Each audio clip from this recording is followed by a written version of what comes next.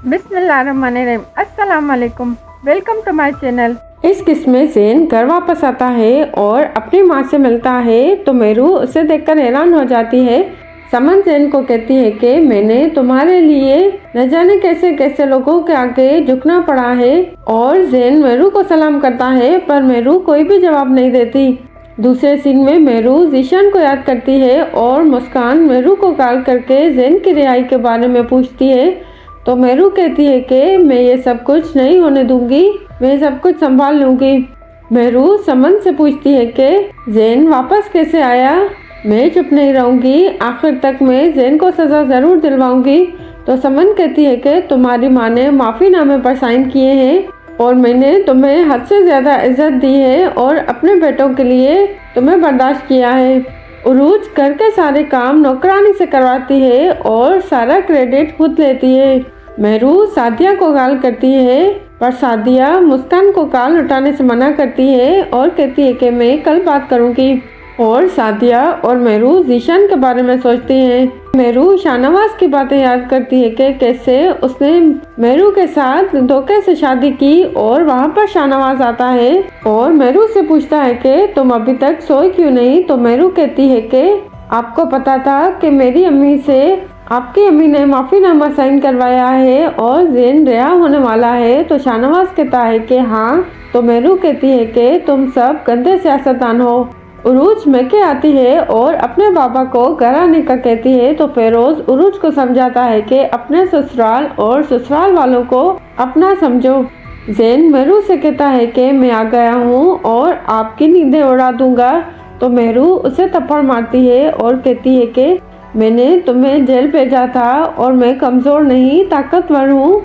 मैं सिर्फ अपनी माँ और तुम्हारी माँ की वजह से खामोश हूँ। अगर मेरा सब्र ख़त्म हो गया तो तुम यहाँ नज़र नहीं आओगे और दोबारा मेरे सामने मत आना। बीजान किचन का सारा काम उरूज को समझाती है और कहती है कि नौकरानी छुट्टी पर है और तुम्हें सारा काम करना होगा और तुम्हारे मीठे बनाने की रस्म भी करेंगे, तुम्हारे घर वालों को भी बुलाएंगे। और वहाँ पर राफे आता है और बीजान को वहाँ से जाने का कहता है और सारा काम उरूज को करने का कहता है। मेहरू सादिया से कहती है कि समन ने आपसे ज़ेन के रिहाई के पेपर्स पर ज़बरदस्ती साइन करवाए हैं।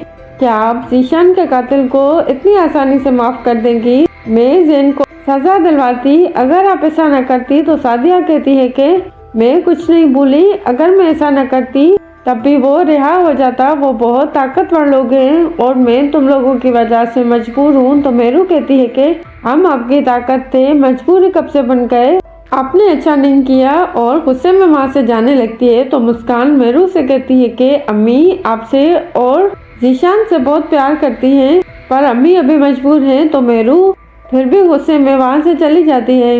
उरूज खुद से कहती है कि मैंने कभी अपने घर में काम नहीं किया तो यहाँ क्यों करूँगी। और आंखें जलने का बहाना करती है और राफे को डॉक्टर के पास ले जाने का कहती है। मुस्कान सादिया से कहती है कि माफ़ीनामे पर साइन करने से पहले आपको मेरू से पूछना चाहिए था। तो सादिया कहती है कि ये सब कुछ मैंने सिर्फ मेरू का घर बचाने के लिए किया, वरना मैं जीशान को कैसे भूल सकती हूँ। तो मुस्कान सादिया को दिलासा देती है। राफे उरूज को डॉक्टर्स के पास ले जाता है पर उरूज जाने से मना करती है कि अब मेरी तबीयत ठीक है और साथ खाना खाने चले जाते हैं। और घर पर बीजान उरूज की तबीयत के लिए बहुत परेशान होती है। मेहरू घर वापस आती है तो ज़ेन कहता है कि मुझे सज़ा दिलाने के लिए जख्मी बिल्ली की तरह तड़प रही हो। तो मेरू कहती है कि तुम्हें दूसरे थप्पड़ की ज़रूरत है, मैं जख्मी शेरनी की तरह शिकारी को भी नहीं छोड़ूंगी। बस अगर आपको मेरी वीडियो अच्छी लगी तो चैनल को सब्सक्राइब करें और वीडियो को लाइक करें।